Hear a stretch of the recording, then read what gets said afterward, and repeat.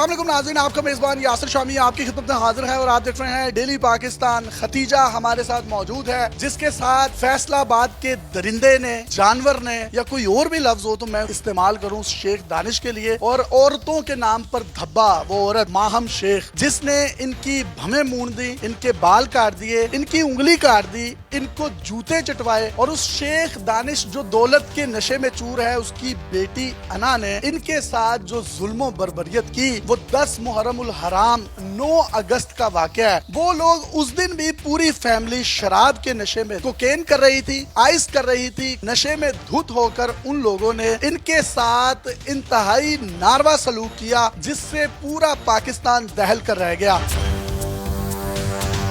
Khadija हमारे साथ मौजूद हैं और इस वक्त जो इन्होंने ये निकाब किया हुआ है या मास्क लगाया हुआ है, हिजाब किया हुआ है, इंटरव्यू से पहले इन्होंने मुझसे रिक्वेस्ट की कि आप पूरे पाकिस्तान को बताएं, क्योंकि मेरे जो बाल हैं पीछे से सारे काट दिए गए हैं। मैंने इनका ऊपर से सर देखा है जो कि पार्शली गंजा हो चुका है। इनके होंठों पर भी तशद्दुद के निशान है, जिसको छुपाने के लिए ये हुलिया अपनाया हुआ है। खतीजा, आपके साथ जो वाकया हुआ है उसमें कौन कौन शख्स मुलव्विस था और ये किस दिन का वाकया है? जी, ये 10 मुहर्रम को हुआ है सब कुछ। इसके अंदर जो है वो शेख दानिश, उन माहम, शेख आना, फैज़ान, शोएब और जो नामजद है ना, वो सब शामिल थे। उन्होंने हमें हमारे घर से किडनैप किया और फिर हमें ले जा के अपने घर तशद्दुद का निशाना बनाया।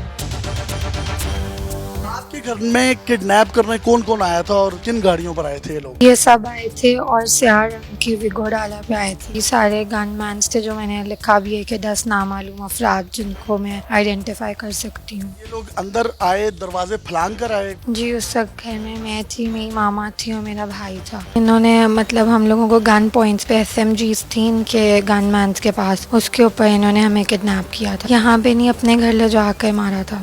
जनाब, ये देखें, इस निहत्ती लड़की को घर से उठाया, माँ के सामने, भाई के सामने, अपने गनमैन्स और SMGs राइफल्स के साथ, और दंदनाते हुए दिन दिहाड़े उठाकर लेकर गए हैं 10 मुहर्रमुल हराम को। आप एक लम्हे के लिए इनकी जुर्रत का अंदाजा लगाएं।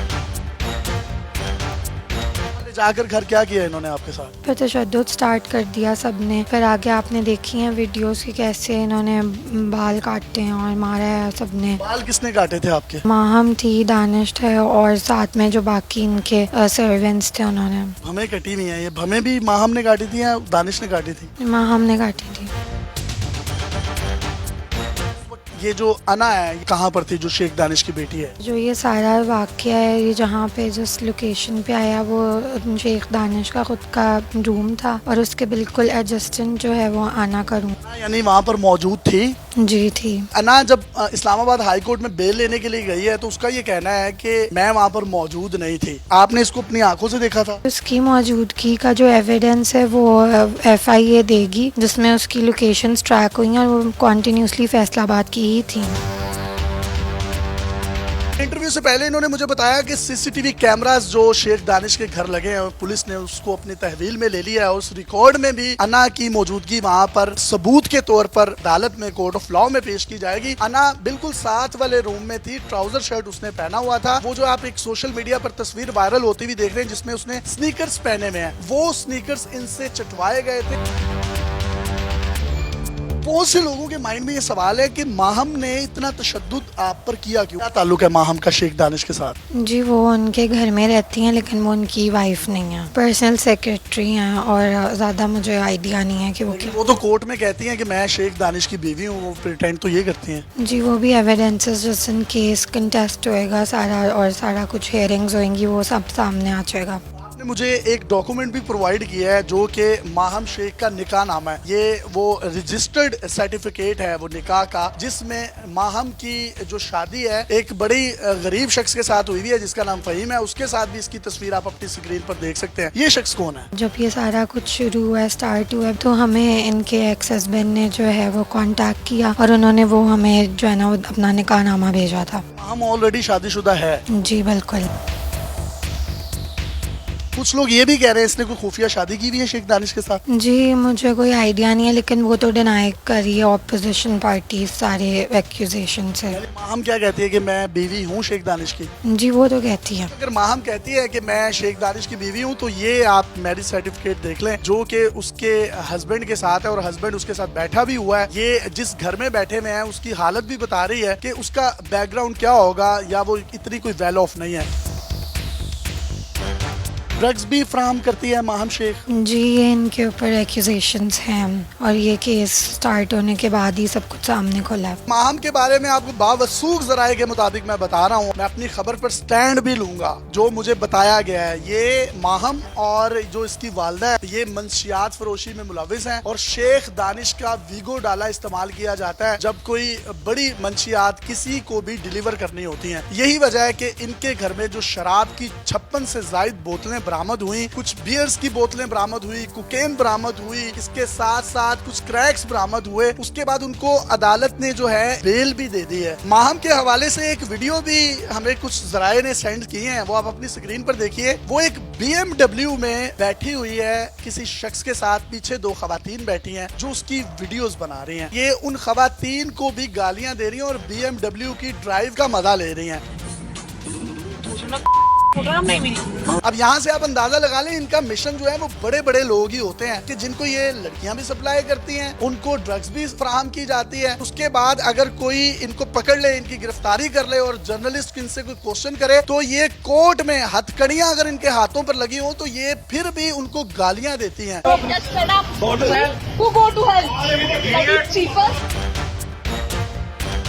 कुछ तस्वीर भी आपकी दी, एक तस्वीर में एक लड़की लेटी हुई है, वो आप ही है या कोई और है? जी वो मैं बिल्कुल भी नहीं हूँ। अब वो क्लेम कर सकते हैं, उन्हें क्या एविडेंस दिखा दें। ये भी क्लेम करते हैं कोई आपका 3-4 लड़कियों का कोई ग्रुप है जो आप ब्लैकमेल करती हैं लोगों को, इसमें कितनी सदाकत है? आप प्लीज़ ये वाला सारा केस पुलिस को दें और आप पुलिस इन्वेस्टिगेशन से फाइंड आउट कर लें अगर ये एग्जिस्ट करता है। ये भी कहते थे कि आपके शेख दानिश के साथ कोई फिजिकल रिलेशंस भी हैं, ऐसी कोई हकीकत है? जी मेरी MLC रिपोर्ट आपके सामने है और आपको पता है ये कि उसके अंदर I am declared as a virgin. ये वो रिपोर्ट मैंने देखी भी है जो पुलिस की मौजूदगी में इनकी मेडिकल रिपोर्ट हुई है। उस बात का सबूत है कि इनका उनके साथ किसी भी किस्म का कोई फिजिकल रिलेशन नहीं है। इन लोगों में से वीडियोस आपकी वायरल किसने की थी? FIA के रिकॉर्ड्स के अकॉर्डिंग जो है वो वीडियोस वायरल दोनों पार्टीज ने की है, माहम ने भी दानिश ने भी, दोनों ने वायरल की हैं वीडियो।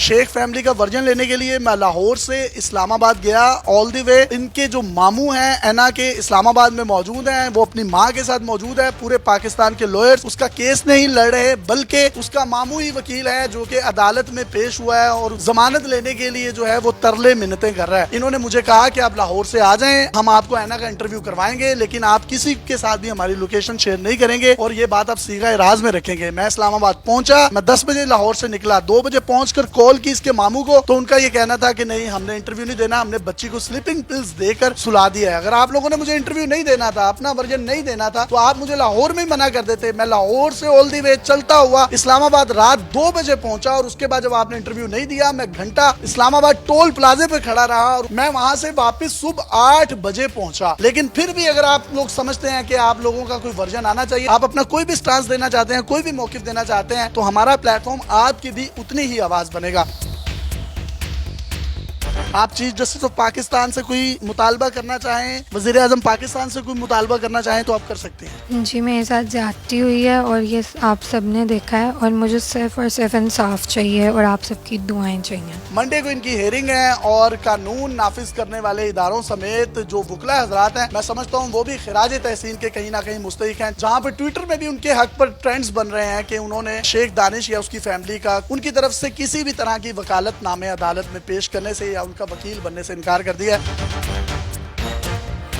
खतीजा की वालदा हमारे साथ मौजूद है। माँ जी आप कुछ कहना चाहेंगी? देखिए जो हमारे साथ हुआ है ना, इनको इसकी पूरी सजा मिल जाए, हमें इंसाफ चाहिए। और दूसरा इसकी बेटी ही बहुत इज्जत वाली नहीं है, हमारी बेटी वैसी नहीं थी। अपनी बेटी को छुपाने के लिए कहाँ के कहाँ ये लोग पहुँचा रहे हैं और क्या कुछ कर रहे हैं। पहले उसकी बेल्स वगैरह जो है वो कराते फिर रहे हैं। बेटी बेटी लग रही है और दूसरों की बेटी बेटी नहीं है। आज अगर इसका बाप जिंदा होता है खतीजा का, तो ये इस तरीके से करते इसके साथ? कभी भी नहीं हो ही नहीं सकता था, कभी भी वैसे करते।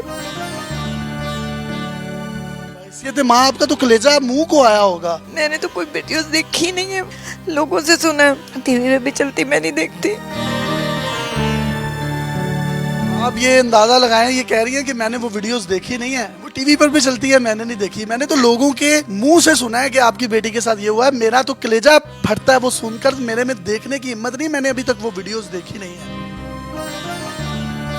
ये माँ है, कितना बड़ा इन्होंने जुमला बोला है कि जो मेरी बेटी है उसके साथ आपने क्या किया है, और अपनी बेटी को बचाने के लिए आप इस्लामाबाद मफरूर हो रहे हैं, झूठ सच मिलाकर कबलस गिरफ्तारी उसकी जमानत लेना चाह रहे हैं। पाकिस्तान की इखलाकियात का जनाजा निकला है जो ये वाकया हुआ है। माजी इसमें हम आपके साथ हैं, मेरा प्लेटफॉर्म आपके साथ है। इन लोगों ने जो ओपोनेंट पार्टी है शेख फैमिली, इन्होंने मुझे करोड़ों रुपए की ऑफर की है कि आप इस केस पे अपना मुंह बंद रखें, लेकिन मैं अपना मुंह बंद नहीं रखूंगा। और इंशाल्लाह आने वाली मजीद वीडियोस में ये जो ट्रायल प्रोसीडिंग्स होंगी ये भी हम आपके साथ शेयर करेंगे, और इनके भयानक चेहरे हैं ये भी हम आपके सामने लेकर आएंगे।